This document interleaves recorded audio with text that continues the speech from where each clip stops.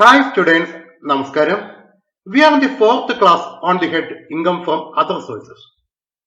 Now we are discussing the tax treatment of interest on securities. What is security? It is a document acknowledging debt taken by the government or some authorities from general public. പൊതുജനത്തിന്റെ കയ്യിൽ നിന്നും കടമെടുത്തതിന്റെ രേഖയാണ് security. It is held by the investor as a guarantee of their investment.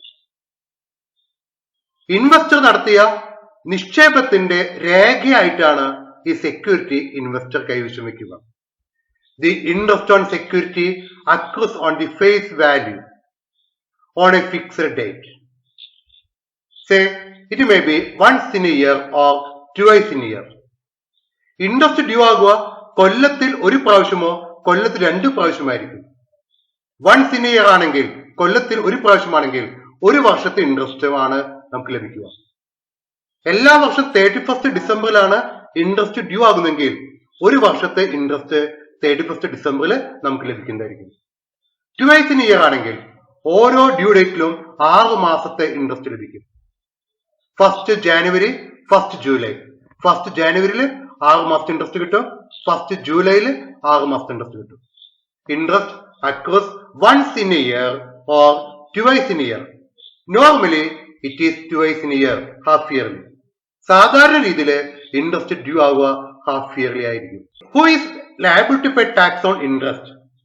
The person who holds the security on the due date of interest is liable to pay tax on the interest of security.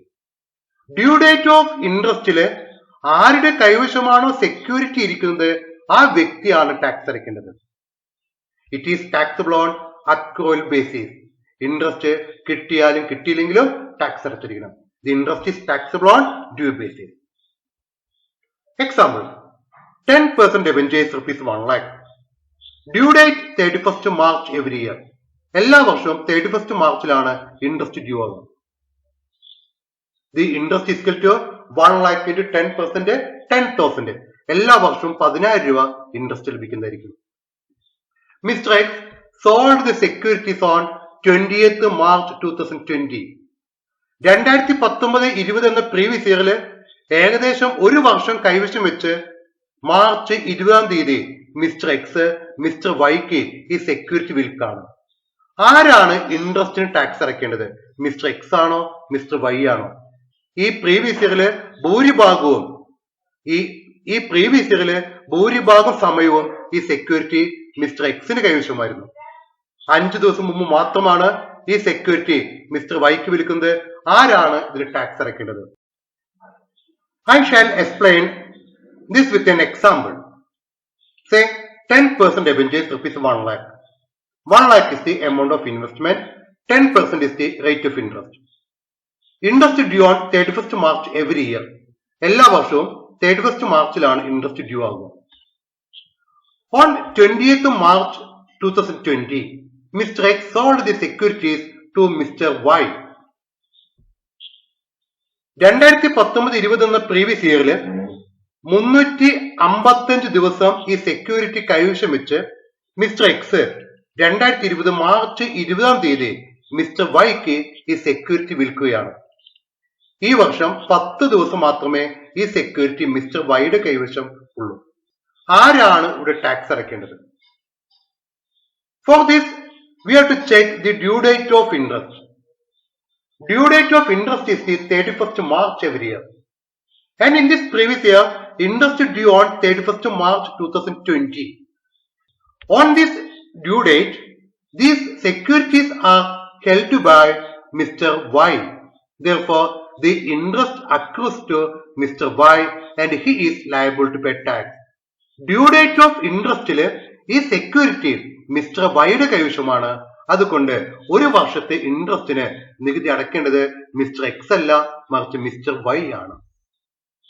ആകെ 10 ദിവസം മാത്രമേ previous ഇയറില് mister വൈയുടെ കൈവശം security ഉള്ളൂ എങ്കിൽ കൂടിയും ആ വ്യക്തി ഒരു വർഷത്തെ ഇൻട്രസ്റ്റിന് ടാക്സ് അടയ്ക്കണം. ആരുടെ കൈവശമാണോ ഡ്യൂ ഡേറ്റ് ഓഫ് ഇൻട്രസ്റ്റിൽ ഈ സെക്യൂരിറ്റി ഉള്ളത് ആ വ്യക്തിയാണ് ആ ഇൻട്രസ്റ്റിന് ടാക്സ് അടയ്ക്കേണ്ടത്. Okay, 12% debenture is rupees 1 lakh. What will be the interest? 1 lakh into 12%. 12,000 is the interest.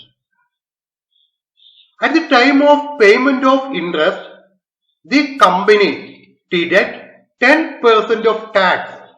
Tax deduct at source, TDS. The rate is 10%. Rupees 1,200.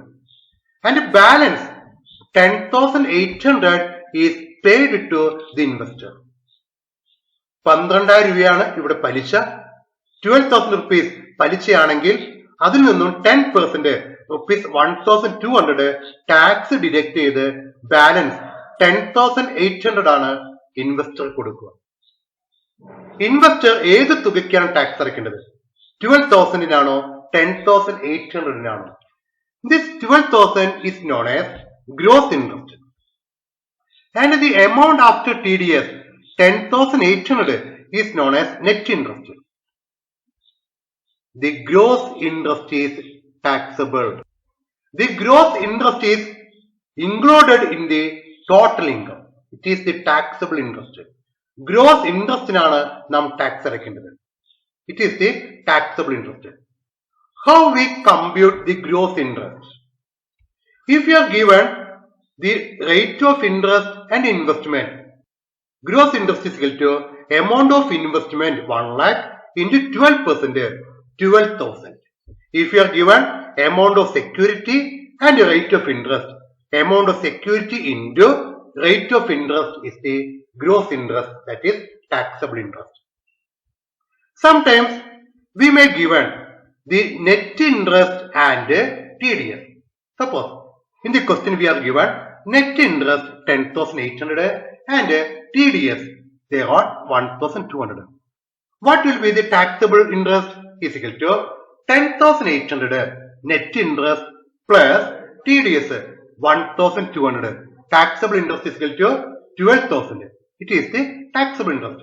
പ്രോബ്ലത്തില് net ഇൻട്രസ്റ്റും TDS തരികയാണെങ്കിൽ net ഇൻട്രസ്റ്റിന് കൂടെ TDS കൂട്ടുമ്പോൾ taxable interest കിട്ടും.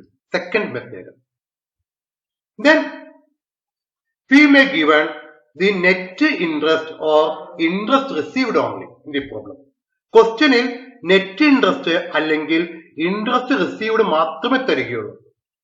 Net interest അഥവാ interest received എന്ന് പറഞ്ഞാൽ 90% ആയിരിക്കും. Because the rate of TDS is 10%. Gross ഇൻട്രസ്റ്റിൽ നിന്നും 10% ടാക്സ് കുറച്ച് ബാക്കി 90% ആയിരിക്കും net interest. How we convert the net interest into gross interest? 10,800 into 100 by 90. Why 90?